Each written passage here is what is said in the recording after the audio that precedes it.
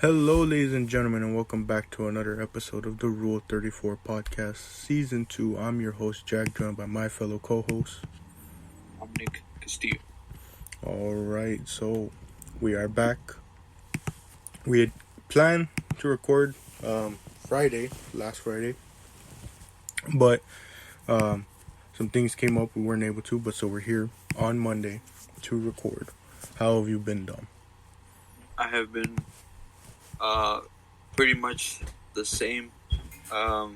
Nothing much has been going on lately. I mean, I don't think there has been much time, but I don't think there's been much time to have passed. So, in which any things would have come up as of lately. But there are some things coming up soon. I cannot speak of them just yet. But yeah, nothing much. Everything's pretty slow. How about you? How have you been? I've been doing pretty well. Still continuing my how would you call it? I guess you could call it like my mini quest of replaying through old games to see how well they hold up. I recently replayed through Injustice, and that of course held up. It just felt like I don't know. The story felt like it went by quicker, and I could have sworn it was longer when I played through the game as a kid, but it was still pretty good. Right now I'm replaying through the Uncharted series. I'm on the first one, probably about to finish it soon. And then in other news as well, in 2 weeks, Dom, it'll be the 2-year anniversary of this podcast on Sunday. That's pretty insane. And depending obviously on our schedules, if we are able to do, 2 uploads in the next 2 weeks, or even with this episode, we can say that with this episode, we have as many episodes in season 2 as we did in season 1. This is episode 73. That's perfect. Holy shit. And even if we only do one episode a week, so like we don't record another episode till next week, we'll have eclipsed it because that will be 74, and then the 2-year anniversary will be episode 75. Insane. By that time, we would have been doing this whole podcast series, including the high school thing, for like now 6 years, right? Mm-hmm. That's insane. But that's commitment, man. Yeah, from freshman year all the way till now. You've come a long way. Yeah, 6 years of doing the podcast. And obviously, as per usual, we'll probably talk about a variety of things on the episode, as well as looking back at the previous 2 years, just like we did with the 1-year anniversary. We can obviously talk about stuff like what we think our best episode was, what was the most fun, which one would maybe be one we want to revisit and do over in a sense, Yeah. But yeah, I was looking at the clock, and obviously, for me, I love doing script writing for these podcasts. So when I was looking at it and thinking of all the different topics to discuss, that's when I saw, I was like, oh, 2-year anniversary is coming up, man. Isn't it crazy? Like you said, the amount of commitment we've put in to continue doing this for 2 years when, if we, want to be straight up honest, it's not like we're getting much out of it except, just personal pleasure. Yeah. But, that's, how would you say it? That's not our main priority right now. For the most part, we just enjoy doing this, on a week-to-week basis. I mean, as long as we can express our opinions freely, Yeah, we can do anything. It's like we always say. It's the beauty of getting 45 minutes to just talk about whatever we want. Because, sometimes a lot of this stuff we're not able to talk about in our daily lives. Maybe we don't have people to talk about it with, True. But any news, Dom, in the recent weeks? Or in the recent week that has passed since our Akira review? We have you seen there was this little social media clip that has been going around. Have you seen Joe Biden falling off his bike in Delaware? I did see that. That was an interesting moment, but such a small incident like that causes such a great uproar, which is pretty crazy if you think about it. Yeah, I find that crazy how it created like a plethora of discussions that had nothing to do with the original video. Yeah, And I always take when it comes to like social media stuff, I always look at it this way. Like, and this kind of is like advice to like people, who get caught up in a lot of those like arguments, yeah, like you know me. I won't read aloud what he said, or like the full tweet, but you know that famous Tyler the Creator tweet, right, where he talks about like cyberbullying, and he's like, oh, oh yeah, just turn off your phone. Like, the way he said it was a bit like, if you want to say mean, but like it's the truth, where like people get way too invested in this stuff and forget to realize that the moment they log off of those apps, it like none of it follows them. yeah. Obviously, if you're saying a bunch of stuff that could have major consequences, then yes, it'll follow you. But like, I'm talking about like when you get into an argument online with some random stranger, it's like, and like like you've seen it where like those big old threads where it's like people are going back and forth in the comment section for like 2 hours straight, and you're just like, why do you keep doing this? Just log out. And like when it comes to that stuff also, it's like when it comes to the like, the news, people kind of forget how quickly news circulates. So it's like, I think it was Drake, like his mom gave him like this advice where it was like, if it's not of your concern, basically after like, I think it was like 72 hours, meaning like 3 days, then like just don't hold on to it. So basically like what she was saying was like, if something happens and like it's in the headlines and all that, just remember how quickly things fall out of it. If people aren't caring about it after like a couple of days, then why should you, basically? Right. Yeah, that does bring up a point. Yeah. But I did see that video, and it was pretty funny, I will say. Especially because wasn't it like he came to a complete stop and didn't bother trying to balance himself? But no, yeah. I think I think his right foot was stuck in a small little net on the pedal of his bike, and he couldn't bring out his foot in time, and he just plopped over. Oh man. There's other news. Draconius, Drake Nauticus, Drake Drake. He released a new album. Have you heard it yet? I have Honestly, not. never mind. I have not heard his new album. I have only seen what people have been saying online. I've only listened to halfway through the album. It's interesting. I kind of created a bit of a bias based off reviews that I've read before I even got to listen to the first song. But I didn't let it phase me too much. But I mean, it's. I mean, this is just based off the first half that I listened to. I haven't listened to the whole thing yet. But just to let you know, Jake, it's a bit. I don't know. I don't know how to explain it. It's like soy boy e, if you catch my drift. In other words, it sounds like it's.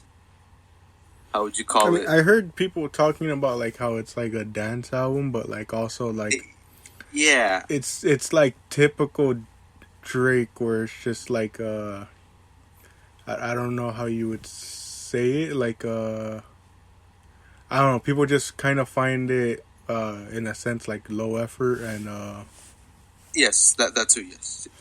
I don't know like what's the proper way, or like I don't know, like it's kind of like, I don't know, like basically like what I'm trying to say is like, I don't know, like a lot of people find the sound and like approach that Drake takes kind of cringy. So like I don't know, like that's just what I've seen based off of other people's reactions to the album, was that like it was just kind of cringy, and like wasn't like, I mean, it was also a thing of, it wasn't what people expected. Yeah.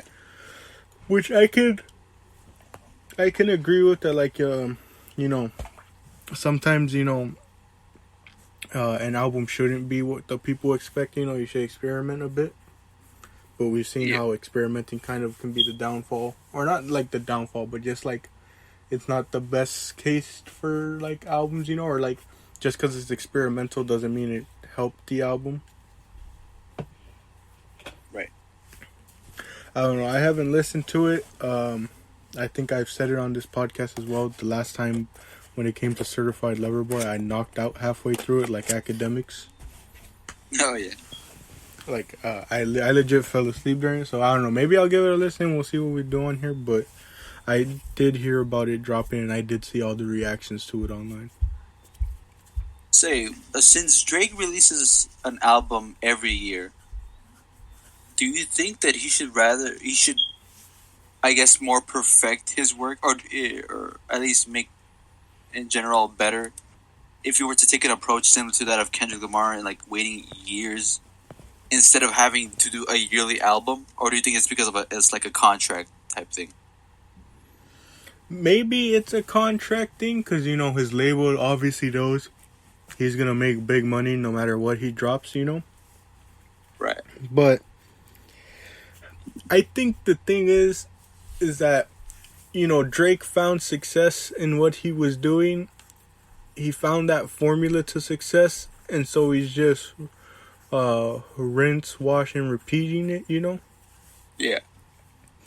And I mean, it's like I said, it's a successful formula because he's making bank off of it. But another thing too is that yes, obviously online isn't the majority speaking, but like for the most part, it's like if you want to say I don't know, I don't like being negative, but like for the most part, people generally don't respect Drake, at least in the current sense. Right. Like, so many people just don't like his music or don't like his newest releases. And I think what the issue is and why people kind of have those problems and issues with Drake is that, like you said, it's a yearly release. And I don't think the issue is necessarily that it's not that he's taking enough time to perfect his craft, which obviously, if he did take time, it can help his music. So that he's not having some of these, like we said earlier, low effort type performances.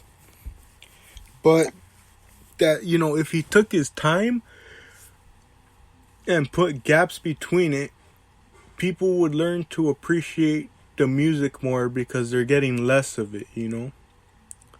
When they're getting one release per year or even multiple releases in a year, you're not giving the people enough to crave your music, want your music, appreciate the music that they got, and then by the time it's out of like their rotation, then you give them new music, Right. Like what Drake does is he keeps dropping year after year, and it doesn't give people enough time to really soak in and appreciate the music. And so it's like, and then plus, for the most part, some, like, especially with his recent releases, other than this recent one, it's like you can say that they didn't sound as different from one another. Yeah. Obviously the albums have differences, but like, for the most part, it's Drake. It's classic Drake that people already know, and so it's like it feels like they're getting the same thing over and over. Like for example, Kanye with Donda and Donda 2, where it was just like people weren't as interested because they were like, we already went through this with the first Donda, Yeah.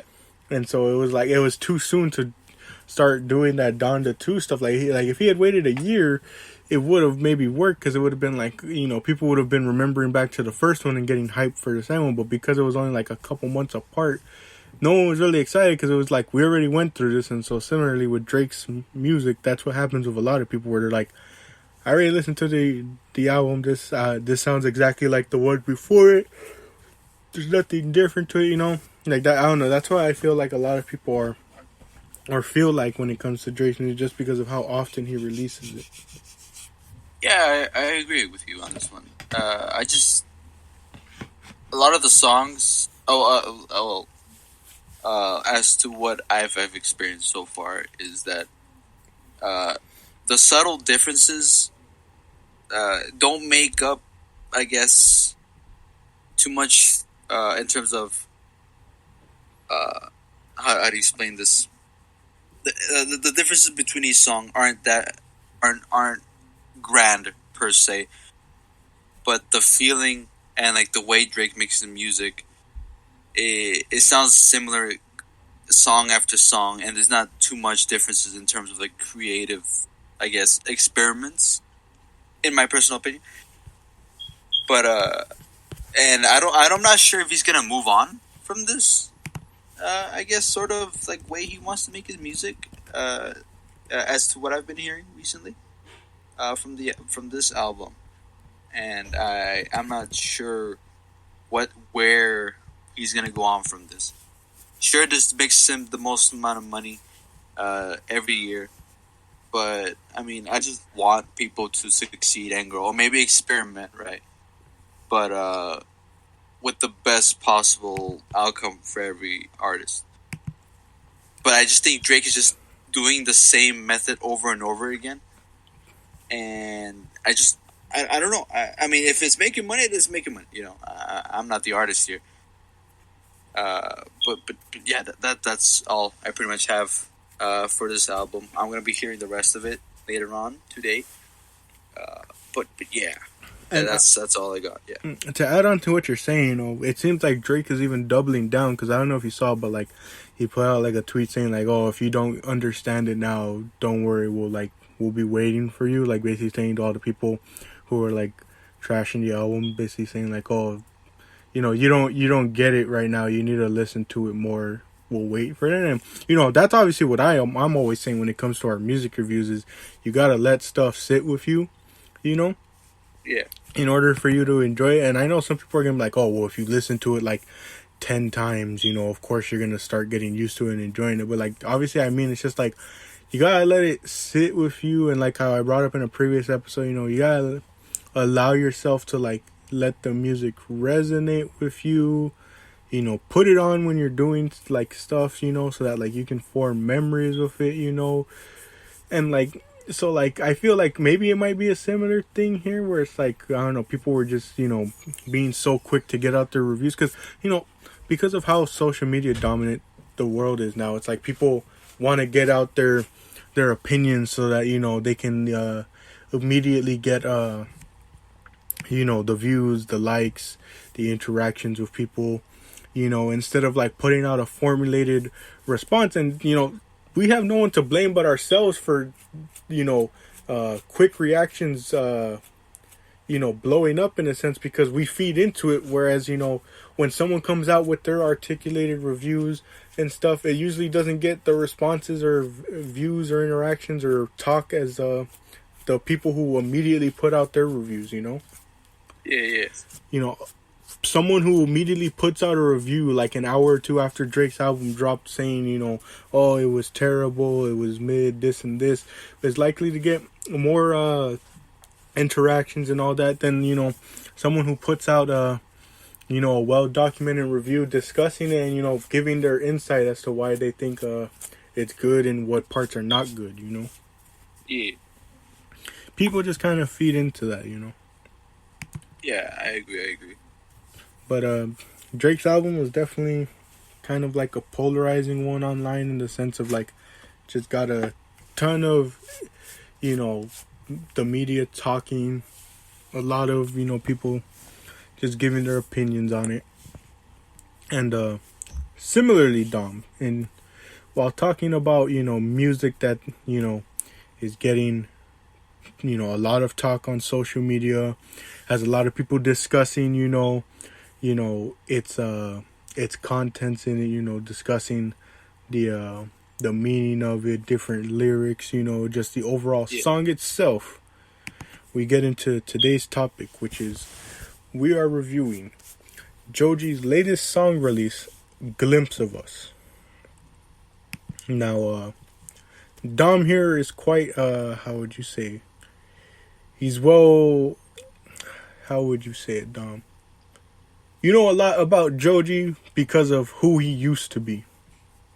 Yes. Yeah. Dom in middle school, and actually it was mainly just middle school because after middle school, that's when he started branching away from that stuff, right? Yeah. Obviously, those who know Joji know he used to be what was his name? Oh, Filthy Frank, duh. Filthy Frank. Yeah. He used to be Filthy Frank on YouTube. He used to be this really brash, humored type YouTuber, you know. Did a lot of crazy stuff. Basically, got famous. Was he the one in the Harlem Shake video? I can't remember. Yeah, he was. He pretty much created the Harlem Shake out of his persona of a pink guy, which was like his rapper persona as Filthy Frank. Yeah, and the difference between what he was then and what he is now is just night and day. And I know people like to talk about, you know, just how like controversial that was because again, he did a lot of crazy stuff, said a lot of crazy stuff back in the day, which, you know, that was the landscape of YouTube, you know, and just people saying a lot of crazy things.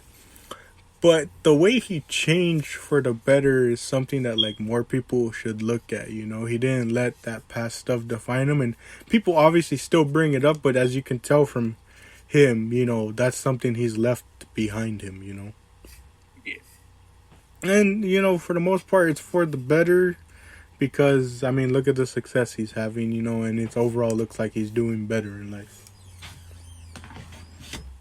But Yeah. Yeah. are you gonna say something? No, I just wanted to say that he's definitely doing better.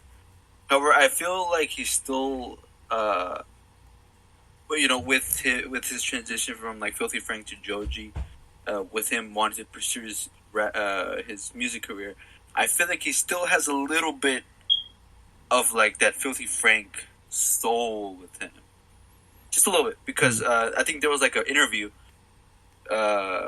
with like a bunch of other creators with like Rich Brian and Joji and like other people next to him. I'm not sure if you've seen this, but in the middle of the interview, somebody in the audience screams out Frank, and then George Miller or Joji just like laughs a bit, meaning I think people still remember him for the good times.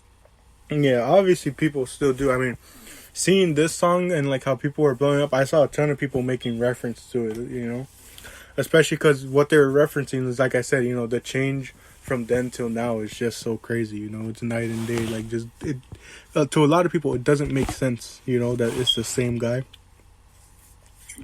but that's just the level of growth he's had. And you know, as we start talking about the song, there's, I guess you could say, there's an obvious sort of like meaning to it, right?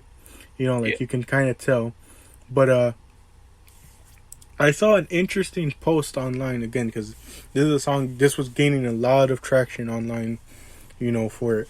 But I really saw like this really interesting take. Obviously I don't think it's like the true meaning, but as we're talking about this, you know, obviously when you listen to the lyrics, you know, it makes it obvious that, you know, as we're gonna get into it, what like the true meaning is. But what do you think about this, Dom? I saw someone like talk about how I don't know, from their perspective, they knew obviously what the song's meaning was, but kind of like how you were saying that there's still a part of them there.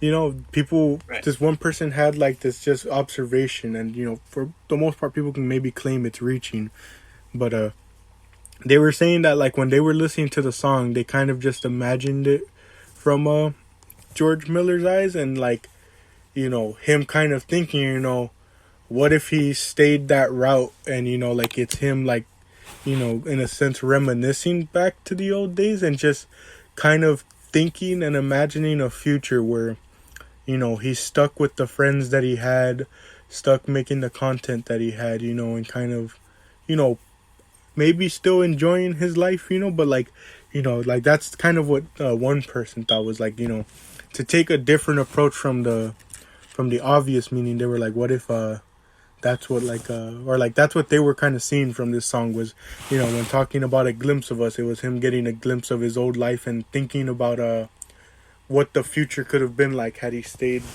in that lifestyle, you know. True.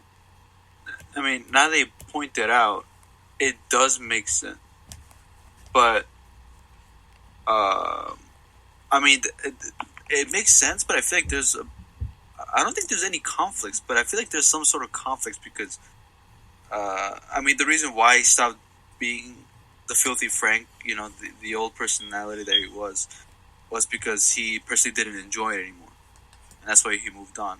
But now that you mentioned this, uh, that he wishes, or he at least sees and portrays some of that old stuff that he used to do as things that he misses. I feel like he still wants to go back and do that, but I'm not sure if he's willing to do so because I'm pretty sure he's already committed to stay with this Joji, musical artist route instead of going to do the Filthy Frank. Because if he does go back, he might make fans either angry or happy. But I feel like angry because they're gonna be feeling like you left us for like a good like 4 or 5 years, I think.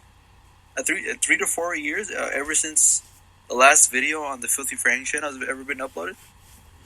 Yeah. So, I mean, I doubt he would get any backlash, and I'm pretty sure his return, if he would ever return, he would be welcome, obviously, because he's pretty much one of the most influential creators to create some of the most grotesque videos to be ever uploaded on YouTube, and which they are still uploaded as to this day, as his channel has not been terminated, thankfully.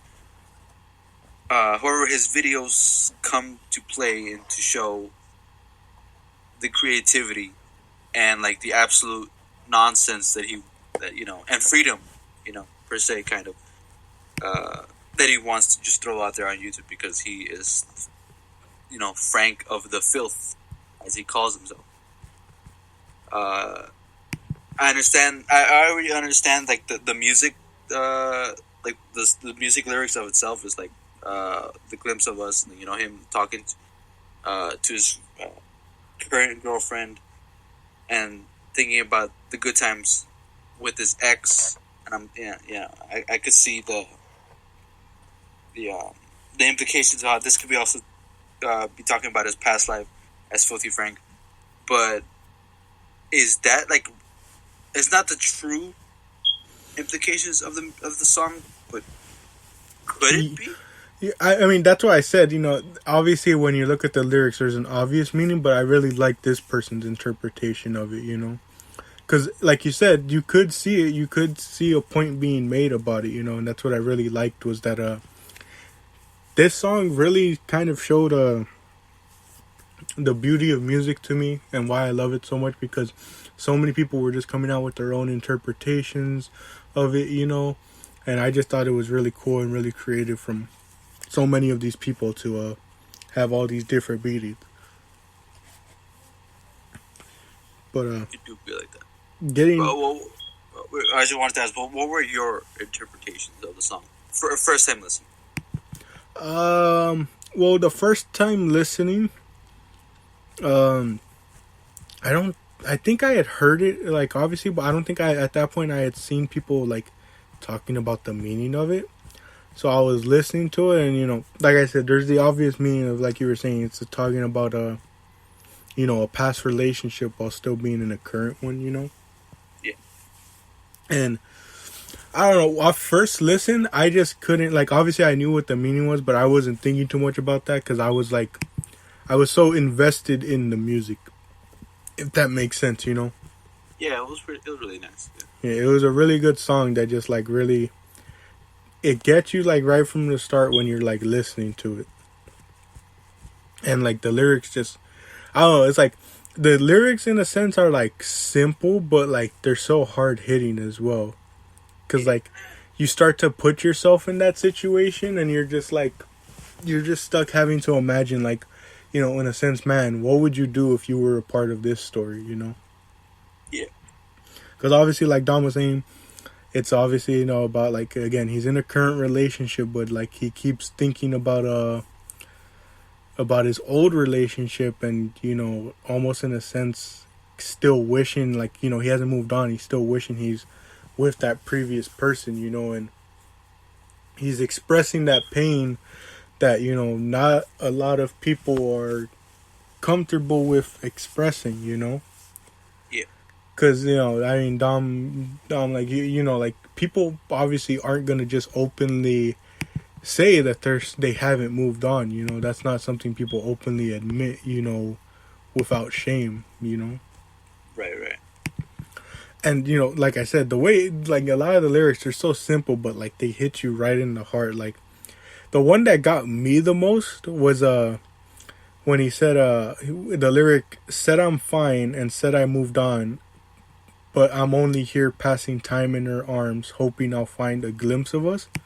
That one really hurt because, again, thinking about like putting yourself in that situation, could you like that? That was the part that got me the most because I was just like, could you imagine being with someone and realizing that they're not as invested as you are with them, and like imagine hearing that line, "I'm only here passing time in their arms."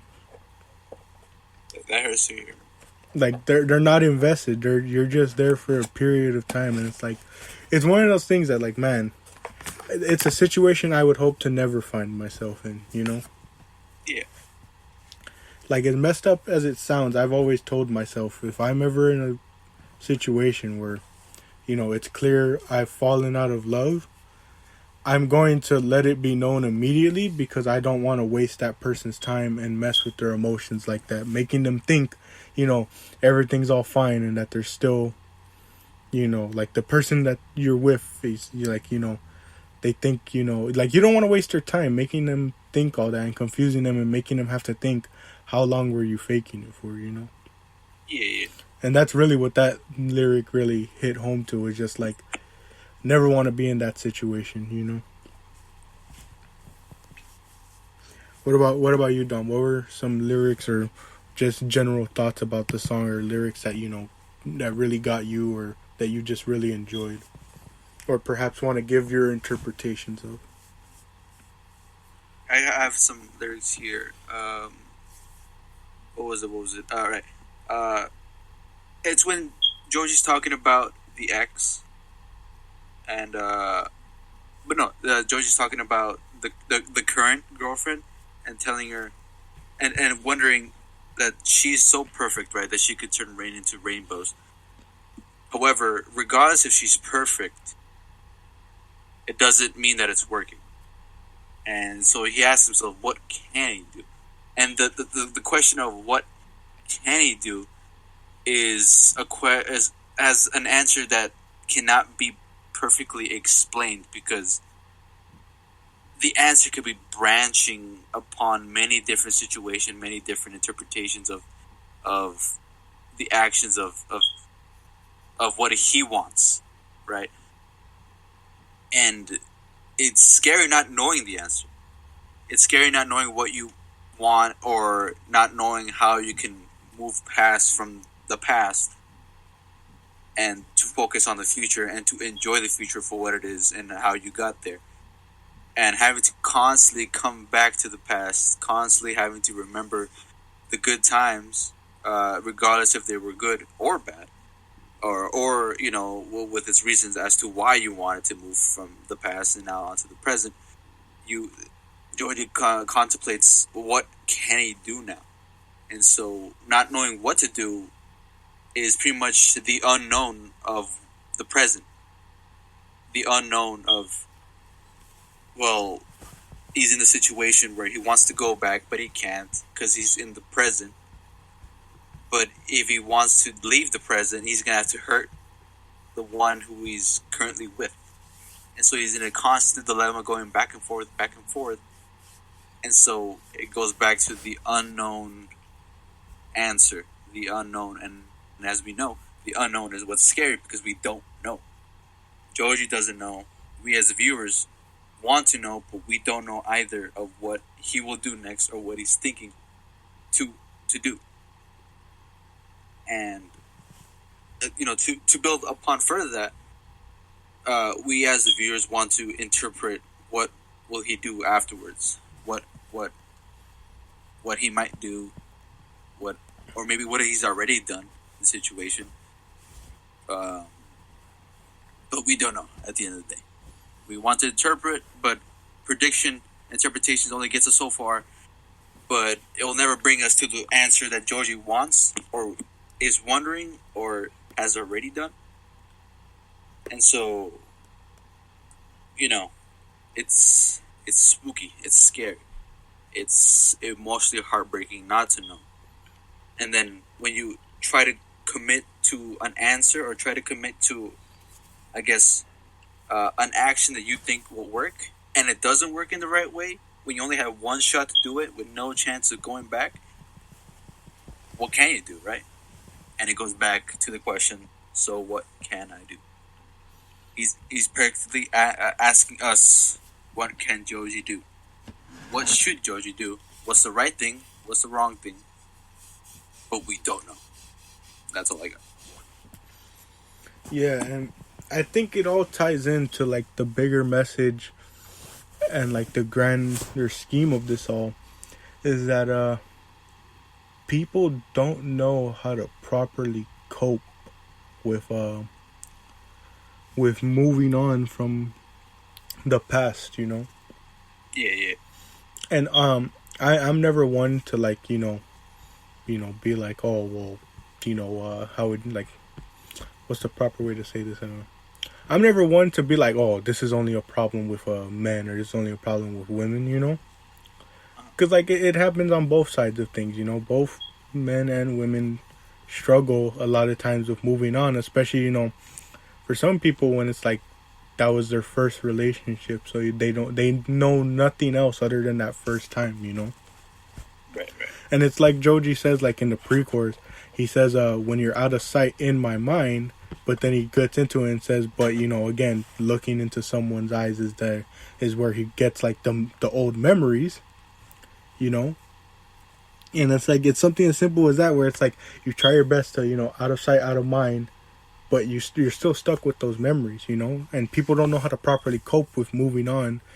And again, I said I don't like this, but I think it's obviously an issue with both sides, like I said, but you predominantly see it more in men because of the fact that no one teaches you about this, you know.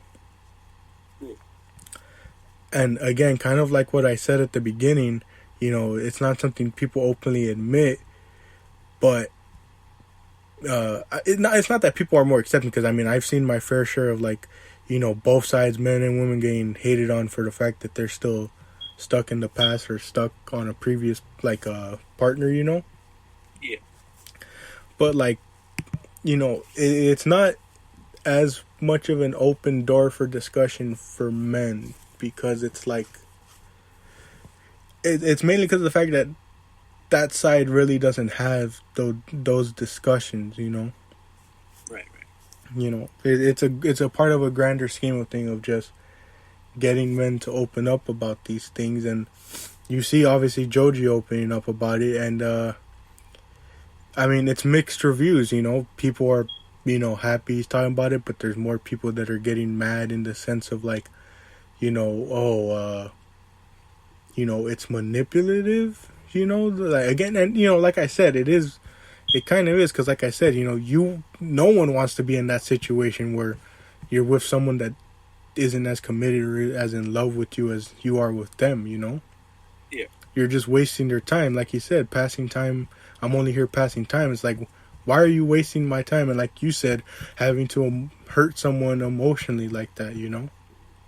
Right. So I'm not trying to say it isn't manipulative and all that, but like people have kind of taken the wrong approach to their criticisms of it, where they're getting angry at like they're getting angry at their own partners, whether it be male or female, that like they're relating to this song, they're enjoying it because of the fact that again, no one's gonna admit that they're still stuck on the past, they can't move on, because it's like, I don't want to sound mean, but like it's in a sense people look upon it as shameful, because of the fact that like like why are you still like getting into relationships then if you can't move on? And again, that goes back to what I was saying, the grand scheme. It's like there's not enough, it's not like no one can teach you how to move on, obviously, but like there's not enough discussion, there's not enough like people that can get help from it, because obviously it's not something that can easily be helped. It's not like, oh, do this and this to get over, but like it's not a topic that people talk enough about. Like, I don't want to say it's like taboo, because it's obviously not, but like, it's just something people aren't comfortable talking with because of the reactions they'll get. Yeah. And some of those reactions are, in a sense, deserved, or not deserved, but it's like there's truth to it, where like if you're in a relationship when you knowingly haven't moved on, it's like, why are you doing that? Like you said, it only ends one way, and that's with someone getting hurt because of the fact of like it's gonna come up eventually. Right. So it's like, those are the criticisms I get, where it's like, why get into a relationship if you're not ready, And that kind of goes into the thing of people worrying about the path to choose, because it's like, you kind of almost in a sense never know when that is. And so some people are like, oh, they don't want to miss the opportunity. But like, sure, you don't want to miss the opportunity, but at the same time, you're probably wasting someone else's time and opportunity, because you're getting into a relationship with them knowing you aren't going to be fully invested, Right. And I just think it's like a grand scheme thing, like I said, of just there kind of needs to be more open discussions about just this fact that it's hard to move on, and it's okay to admit that. It's okay to admit that it's hard to move on, but what matters most is that you continually work and try your hardest to, and that you aren't getting someone else emotionally involved in the process, Right. Because then all it does is create an endless cycle. Because think about it. They keep thinking about that first person. They get into a relationship with one, they keep thinking about they hurt that person, right? And then what happens? When they finally move on from the first person, they're stuck thinking about the person that came after and what could have been if they had been ready, if they had been properly healed by that point, if they had properly coped with all this, Yeah. It just creates an endless cycle, because then now they're stuck thinking about that person, they get involved with another person, thing, bam, bam, bam. Endless cycle. Just continually, people are stuck thinking about the previous person because they aren't properly healing and coping with this type of stuff. But nonetheless, I still think it's just a very beautiful song by Joji with a ton of emotion behind it, Yeah. Like, I don't know, man. Like, the emotions he conveyed in this song were just really good. And obviously, in the second verse, he talks about it like from, again, kind of showing that he hasn't moved on. He's still holding out hope that she'll feel the same way he's feeling right now, where she's in a relationship with someone and they're still thinking about him, Right. So I mean, that's just like a kind of like added on part of it. Is just he's holding out that hope, and that just kind of shows he hasn't properly healed. Any final thoughts, Dom, as we have 1 minute left? Yeah, the message definitely goes deep. As much as I want to think that this also, I guess, portrays what he feels as with his previous life, back to the Filthy Frank stuff, I can't help but also think that, the message is very deep. Mm-hmm. But yeah, that's all I got. All right, so with 30 seconds left, Dom, what are your final ratings? It's a very nice song. Replayability, it's up there. I would give it like an 8.5. All right. I'm going to give it a 9. Gonna give it a couple more listens and maybe it gets it up to a 10, but no 10s from us yet. But with that being said, thank you all for joining us for another episode of the Rule 34 Podcast, Season 2. Thank you, and we'll catch you on the next episode.